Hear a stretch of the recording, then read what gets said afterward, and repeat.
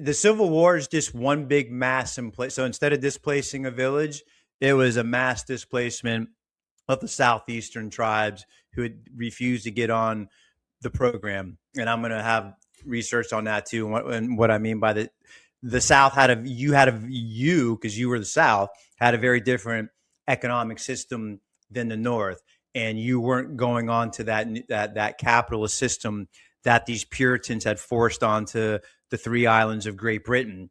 Okay. And now they had forced it onto the North. So they ruined the North just like they ruined London, right? You can just read into that whole history, right?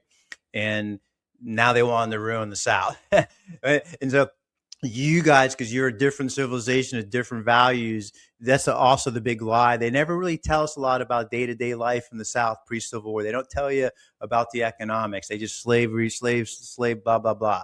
They don't tell you and so what really went on was a very tightly controlled labor system.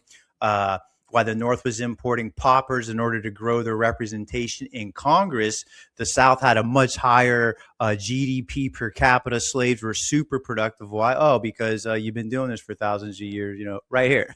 So, duh, right? It all makes sense. But the problem is you were stiffing the banks. Mississippi didn't pay back the banks. 4 or 5 other southern states didn't pay the European banks back over time.